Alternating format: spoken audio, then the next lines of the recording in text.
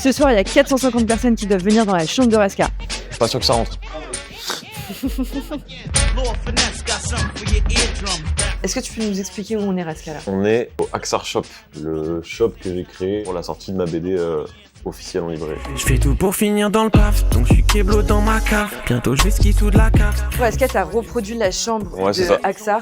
Elle est juste là en plus. Moi j'aime beaucoup collectionner les vieux magazines de rap. J'aime bien me relire les trucs comme ça et de voir un peu comment ils présentaient les artistes aussi. Parce qu'il y a un truc journalistique qui est totalement différent aujourd'hui. Ouais, masque de MF Doom, LL Cool J avec le fameux Bob Kangol vu qu'il emportait tout le temps. Là t'as Biggie, c'est une vieille photo de Biggie. Pets in the Hood, voilà, des jeux de mots de qualité. Mais c'est censé être le vinyle de A7, tu vois. C'est un peu une petite Madeleine de Proust, tu vois. Par contre, le lit est pas très confortable. Ouais, et ma matelas si vous voulez me sponsor. Moi quand j'étais petit, je dessinais un peu. C'est pas moi qui ai dessiné ma BD, hein, parce que je suis vraiment gaze aujourd'hui, je suis vraiment pas très chaud. Ça vient un peu de mon père en fait, qui lui avait fait les beaux-arts en fait quand il était plus jeune. J'ai ce souvenir là de quand je suis petit, de lui qui me fait des planches et de m'émerveiller devant tout ça, tu vois. Là il y a 2 ans, je me suis dit que je pense que c'était le bon moment et j'ai commencé à bosser sur ça. Ton fac est trop mimi. En plus elle est rousse donc forcément. Moi tu sais que j'ai des poils de barbe rousse, mais je les teins. Voilà. Non. Si, Pourquoi tu l'éteins? Parce que ma meuf adore, mais moi j'aime pas. Raska, faut être fier. T'as connu aussi quand on était petit, t'as bronzé sous une passoire. Franchement non, ça va. Pour de vrai, ça va. Bah, avec moi qui Salut. je voulais parler de mes traumas. Mais... Faut savoir que quand tu crées une BD, t'as plein de petites restrictions. Du coup, par exemple, les marques, bon là c'est... Là c'est Capricum. Voilà. J'aurais bien aimé une OP ou un truc, mais les bien gars, fait, hein. ils se sont endormis. Ce qui est particulier avec toi, Raska, c'est que t'as pas directement commencé à être youtubeur, t'as commencé dans l'audiovisuel. Je faisais déjà un peu de clips et ça me rapportait un peu d'argent en parallèle du taf étudiant. Tu vois, je suis un produit de YouTube, j'ai toujours grandi avec ça, je faisais même des vidéos quand j'avais 10 ans. Je suis tout ce qui se passe, je vois qu'à Angers, il y a un peu un amas de personnes qui commencent à arriver. Ouais. Et je vois que Joyka cherche quelqu'un, on va boire un coup et on se retrouve à finir à 2h du mat à grave sympathiser. Et en fait, je me dis, mais c'est trop bien, tu vois, genre c'est grave mon gars, il est trop tigeant et tout, on a les mêmes valeurs, mêmes trucs. Pourquoi à Angers, il y a plein de youtubeurs? Je pense que Amixem, il a ramené beaucoup de gens. Je pense que c'est parce qu'on se fait très chier. Il n'y a pas grand chose à faire, du coup on est derrière nos écrans, on se dit faut qu'on fasse quelque chose, tu vois. Ouais. Je peux faire la sponsor dans le lieu, dans le décor, non? Bah tu vois, on fait juste des plans de coupe où je suis sur mon tel en train de jouer et je fais les illustrations. Est-ce que c'était combien ils proposent? Je sais pas pourquoi les marques elles se réveillent là, alors que ça fait genre 2 mois qu'on relance tout le monde. Attends, là elle vient de te proposer potentiellement... Bon là le podcast est un partenaire, ouais. Et genre Et 2 heures avant quoi. Ouais, je reçois le brief là dans 2 heures.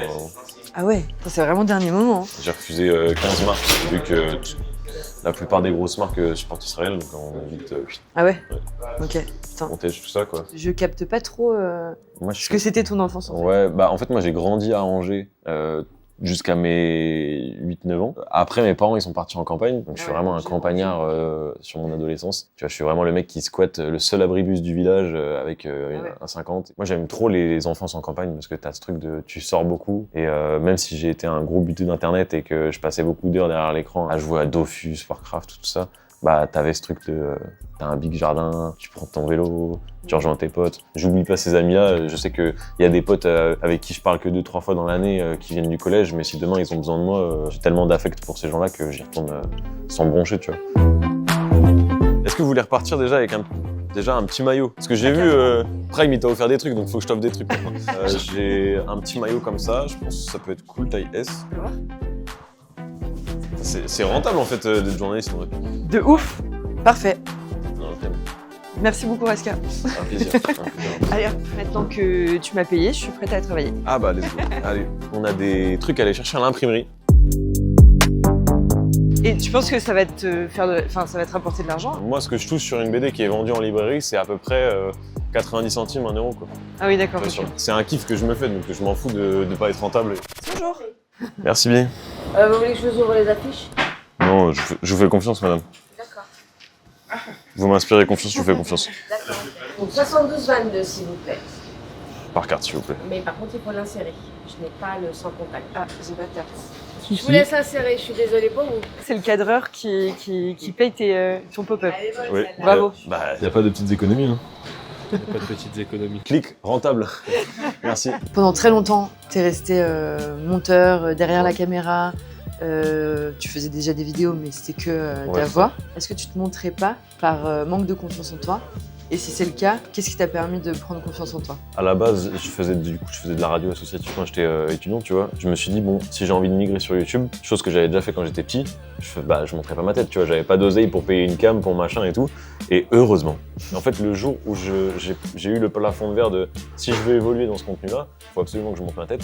J'avoue que j'étais pas rassuré pour le fait que, en fait, à partir du moment où tu donnes ton image aux gens, bah, elle leur appartient, tu vois. Et moi qui avais un peu ce souci de confiance et tout sur, tu sais, moi j'ai été en couple très tôt et je suis resté presque 8 ans avec la personne, tu vois.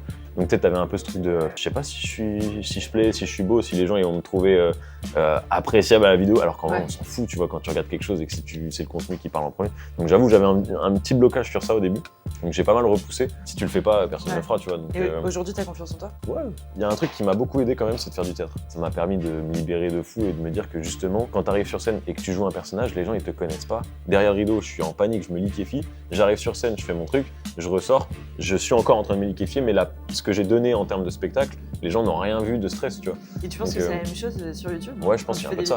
Moins parce qu'en fait, t'as la limite, genre tu sais jamais quand tu passes le rideau. T'as pas un truc de double personnalité, mais tu vois déjà, tu t'inventes un pseudo, les gens ils t'appellent par ton pseudo, après par ton prénom.